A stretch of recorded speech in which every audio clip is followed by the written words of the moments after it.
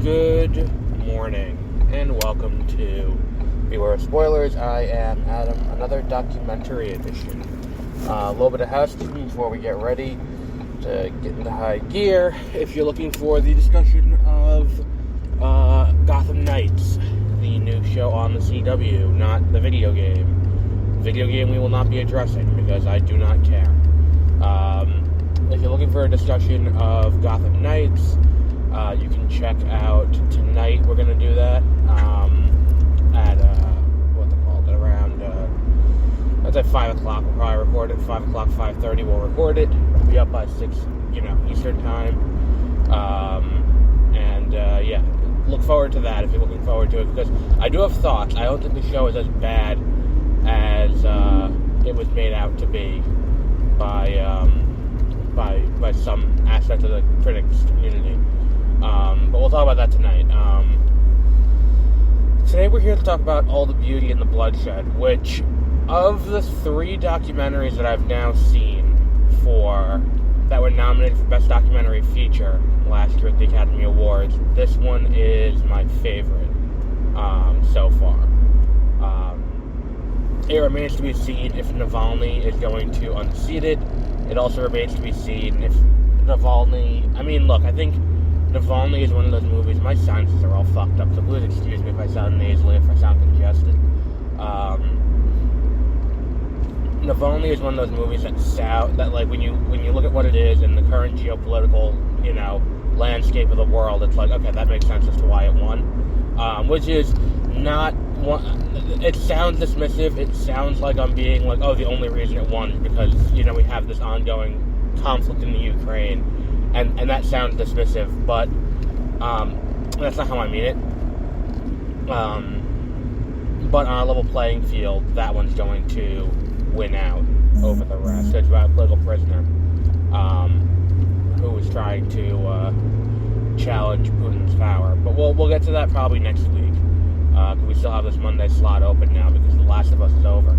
But what we're going to talk about with this is All the Beauty and the Bloodshed is far and away, I find it better than Fires of Love. I find it better than All That Breathes. This is just a fantastic all-around documentary about the intersection of art and the opioid epidemic.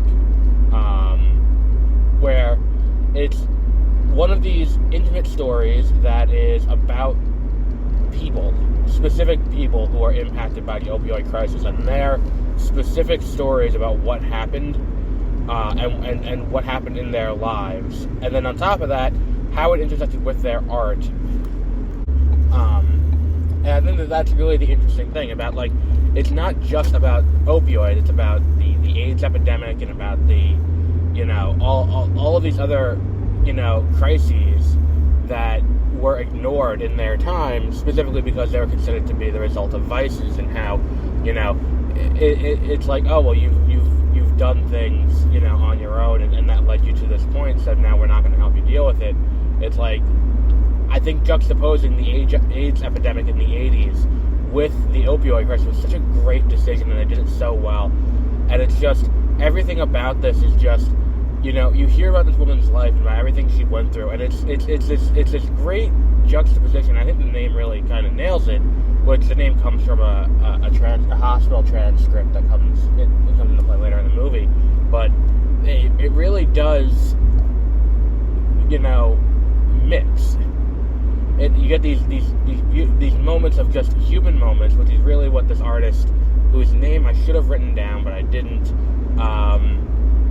because I watched this last night before I went to bed, and this artist was, her thing was taking pictures of the mundane, taking pictures of just life, what was going on.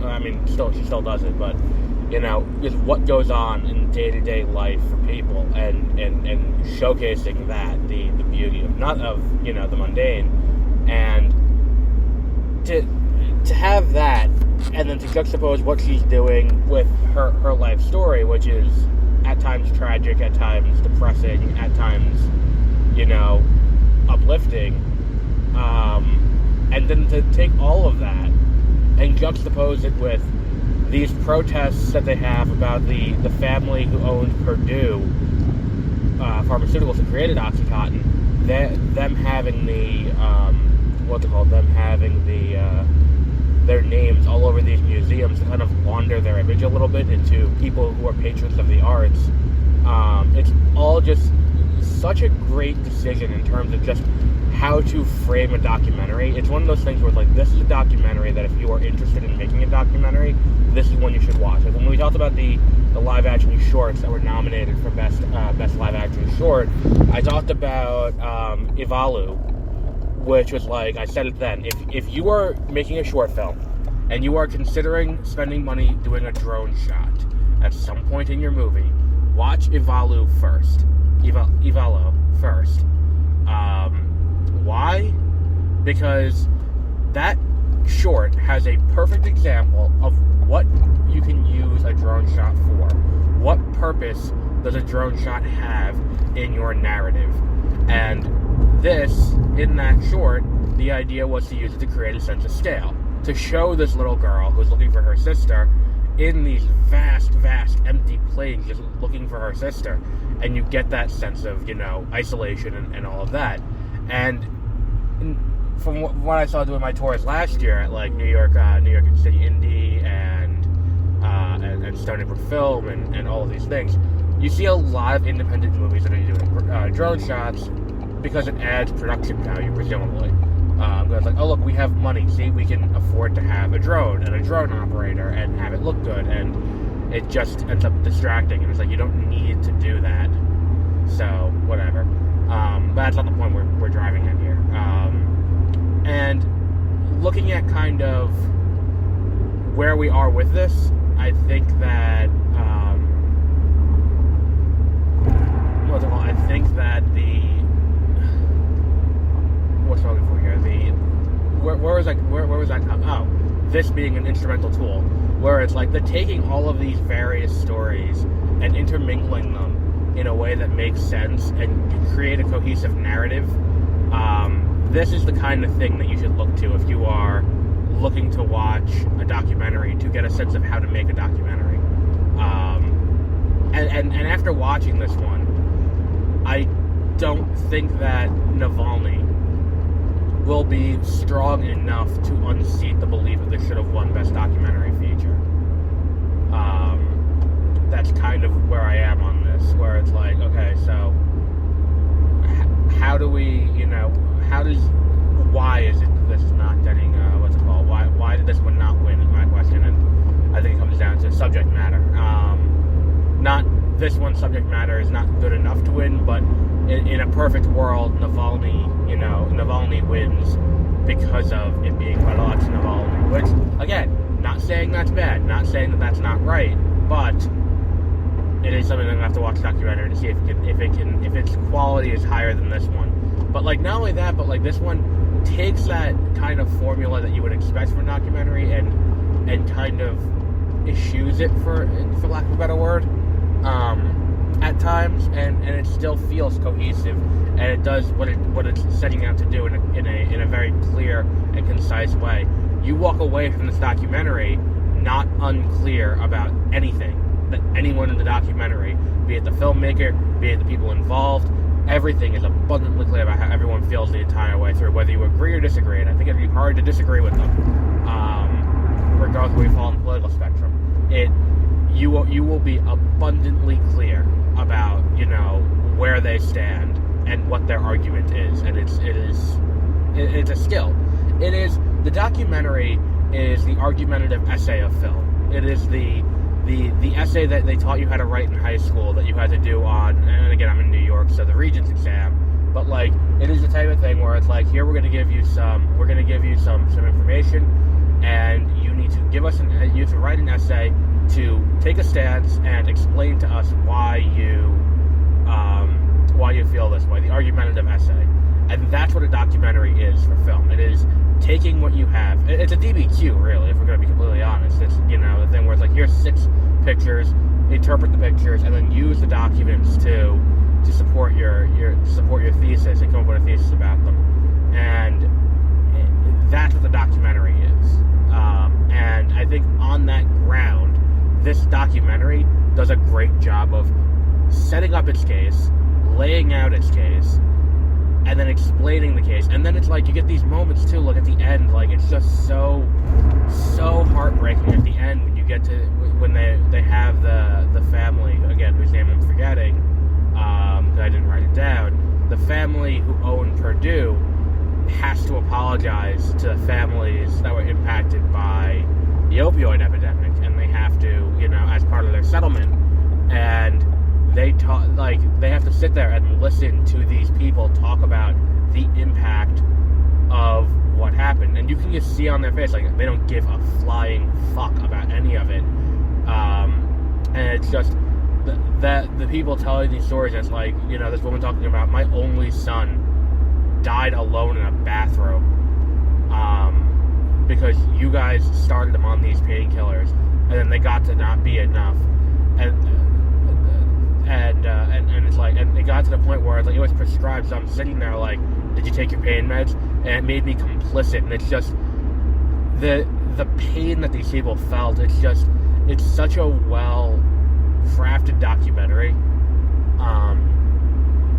that it's like, it's something where it's like, when we talk about some of the greatest documentaries ever made, we talk about like Nanook of the North, which kind of defined the genre. It was the Citizen Kane of documentaries. It's the idea that, we can use film in this medium to tell nonfiction narrative, and that was the movie that did that for the first time. Hoop Dreams is another one that's among one of the greats. Grey Gardens. I think that we're going to get to a point where I would consider this among one of the great documentaries ever made. So do not be surprised next month if, when me and Peter and possibly Josie do the documentary exchange, we do we talk about we end up talking about this one again, because of how well made it is. But I think we'll wrap up there for today. Once again, if you're looking for Gotham Knights, you can check that out tonight. We'll be having that review up. I'm looking forward to talking about it, because I didn't love it, but I also don't think it's that bad. So, we'll see. I think this set the premise kind of nicely. And no Flash this week, because it is on a week off for whatever reason. And we'll be continuing with The Mandalorian. We will be continuing with The Bad Batch. We will continue with Gotham Knights. We will continue with, and this week we have John Wick, Chapter 4. And I am very much looking forward to this movie. I wonder if it can live up to the hype. I wonder if it can live up to the very high expectations laid out from some of the early reviews that I've seen, where I saw someone, I think it was Collider, said it's one of the best action movies of the last decade, and I'm like, that's a strong statement, especially considering The Raid 2 came out in the last decade, which is by far my favorite action movie of all time. Yeah, I would be very interested to see if this could unseat that, but yeah, we'll see. And then also, slight programming note, we originally had Dungeons & Dragons Honor Among Thieves scheduled for next Thursday. That has been moved. That has been moved to Sunday of this week, so we'll be seeing Dungeons & Dragons Honor Among Thieves very early. We will also be seeing A Good Person on Thursday now, and I feel like we may slip something else in at the end of the week. I'm not 100% yet. I gotta look at the calendar, and that will all be next week. But this weekend, definitely John Wick, and definitely Dungeons and Dragons. But I'm not 100% certain yet about where anything else falls on that. And then next week, definitely, or the week after. No, that would be next week. Definitely, we're gonna have A Good Person on Thursday now. Because we don't have to put Dungeons and Dragons there. So we can get that out a little bit earlier. Which I don't know if that's going to have a huge audience. I mean, Florence Pugh's in it, so it may have a big audience, but we'll see. So we will wrap up there for today. And until our next episode, which over here will be the review of Gotham Knights tonight, or over on 30-Minute Reviews, you can go listen right now, unless you're on Google Podcasts. In which case, I would advise you go to Spotify, I guess. But if you're on Google Podcasts, you won't be able to listen right now because Google Podcasts is on a slight delay. Not anything I'm doing. It's just, for whatever reason, Spreaker and Google Podcasts sometimes don't nicely.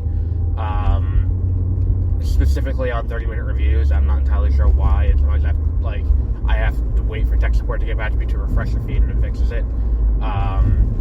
But yeah, so you can listen to that wherever you get your podcasts, except for Google Podcasts. We put up an episode about Race of the Sun.